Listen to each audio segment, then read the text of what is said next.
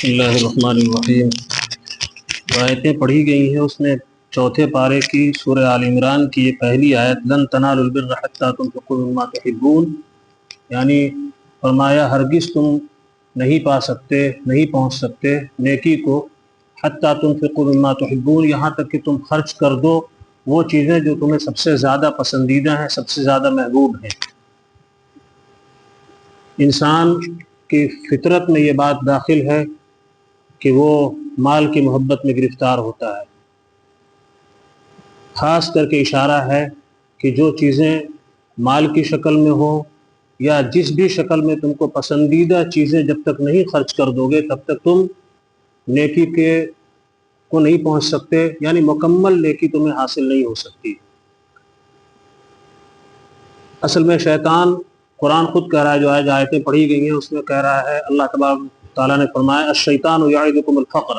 جب انسان خرچ کرنا چاہتا ہے تو شیطان اس کے دل میں وسوسے ڈالتا ہے کہ خرچ کر دو گے تو بچے گا کہاں سے، بچے گا نہیں تو کھاؤ گے کہاں سے، بچے گا نہیں تو آگے کیا ہوگا، آل اولاد کے لیے کیا ہوگا، وغیرہ وغیرہ۔ بہت ترتیب کے ساتھ وہ سجا کے سنوار کے چیزیں پیش کرتا ہے، صرف اس لیے کہ انسان خرچ سے باز آ جائے اور اللہ کے راستے میں نکالنے سے اور اپنے مال کو صرف کرنے سے باز آ جائے۔ جبکہ قرآن ہی کہتا ہے، بار بار یہ بات آج جو پڑھی گئی ہے آیتیں، اس میں ایک جگہ کہا گیا کہ یا ایھا الذین آمنوا انفقوا مما رزقناکم، اے ایمان والو خرچ کرو، تیسرے پارے کے شروع میں، مما رزقناکم، جو کچھ تمہیں ہم نے عطا فرمایا، جو کچھ تمہیں ہم نے دیا اس میں سے خرچ کرو، من قبل ان یأتی یوم لا بیع، اس دن کے آنے سے پہلے جس دن نہ کوئی کاروبار رہ جائے گا اور نہ کوئی چیز تمہارے لیے ایسی ہوگی جس سے تم فائدہ اٹھا سکو، یا تمہارے حق میں وہ دوستی کا یا تمہارے حق میں کسی بھی طریقے سے وہ معاون بن سکے۔ اس دن کے آنے سے پہلے اللہ کے راستے میں جو ہم نے تمہیں دیا ہے خرچ کرو۔ کہیں کہا تیسرے ہی پارے میں یا ایھا الذین آمنوا انفقوا من طیبات ما کسبتم، یہاں یہ بات پیش نظر رہنی چاہیے، جو کہا پہلے جو آیت ہم نے پڑھی کہ نہیں تم نیکی کو پہنچ سکتے اس وقت تک جب تک کہ تم اللہ کے راستے میں اپنا سب سے اچھا مال خرچ نہ کر دو۔ ہوتا کیا ہے، شیطان جب وسوسے ڈالتا ہے تو انسان اگر نکالنا بھی چاہتا ہے تو گھٹیا مال نکالتا ہے، اس کے پاس جو خراب مال ہے اس کو اللہ کے راستے میں نکال دو، یہ پسندیدہ بات نہیں ہے۔ قرآن کہہ رہا یا ایھا الذین آمنوا انفقوا من طیبات، طیب کہتے ہیں عربی میں پاک کو، پاکیزہ کو، صاف کو، فریش کو، انفقوا من طیبات ما کسبتم، جو کچھ تم نے کمایا ہے اس میں سے پاک اور اچھا اور بہترین مال اللہ کے راستے میں خرچ کرو، ردی مال خرچ مت کرو۔ دل میں بات آتی کہ چلو دینا ہے گھٹیا مال دے دو، یہاں میں یہ بات بے تکلف کہہ سکتا ہوں کہ زکوٰۃ نکالنے میں یہ ہے کہ پہلے آپ اپنے سامان سے نکالیے۔ کاروباری کیا کر رہا ہے آج،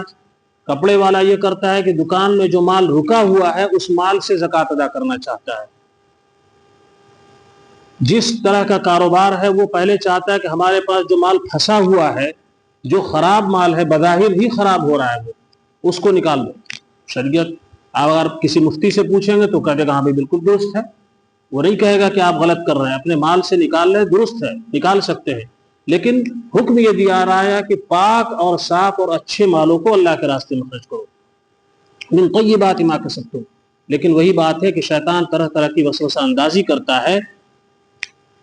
اور کبھی انسان یہ سمجھتا ہے کہ ہم دے دیں گے تو آگے کے لیے مسائل کھڑے ہو جائیں گے، آگے کے لیے دشواریاں کھڑی ہوں گی۔ یہ وسوسے ہیں شیطان کے، اور اگر کسی کو اللہ کی ذات پر بھروسہ ہے تو ہاتھ کھول کر خرچ کرتا ہے، اور یاد رکھیے کہ خرچ کرنے والے کی ہی زمانے میں قدر بھی ہوتی ہے۔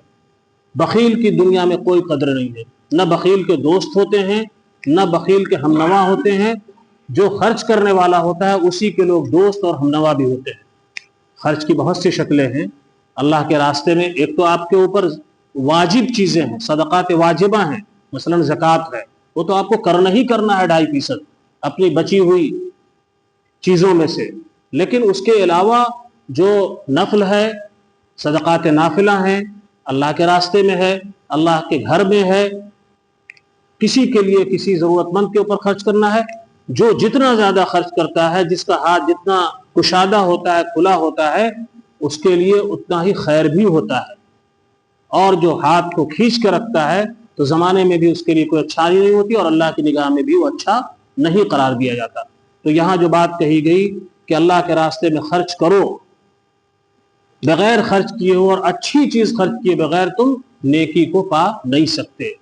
تو ان جو آیات پڑھی گئی ہیں اس میں خلاصے کے طور پر یہ بات آ رہی ہے کہ اللہ کے راستے میں خرچ کرنے کی عادت ڈالی جائے، بچوں سے عادت ڈلوائی جائے۔ بعض لوگوں کو دیکھا ہے کہ جب کسی کو دینا ہوتا ہے تو بچوں سے دلوایا جاتا ہے تاکہ اس بچے کے اندر بھی دینے، بچے عام طور پہ حریص ہوتے ہیں، وہ اپنی چیزیں چھپا کے رکھتے ہیں، نہیں دیں گے۔ ہم لوگ بھی کبھی بچوں کو چھڑتے دے دو، نہیں دیں گے، تو وہ بچوں سے دلوانے کی عادت ڈالی جائے تاکہ ان کا مزاج بنے کہ ہمیں خرچ کرنا ہے، ہمیں دینا ہے، ہمیں لوگوں کے کام آنا ہے۔ اور یاد رکھیے کہ لوگوں کے کام آنے والا ہی محبوب بھی ہوتا ہے، اللہ کی نگاہ میں بھی اور اللہ کے بندوں کی نگاہ میں بھی۔ محبوبیت اور مقبولیت اسی کو حاصل ہوتی ہے جو خرچ کرتا ہے، وہ چاہے جو چیز خرچ کرے، وہ مال خرچ کرے، وہ اپنی جان خرچ کرے، اپنی عقل خرچ کرے، اپنی توانائی خرچ کرے، کچھ بھی خرچ کرے۔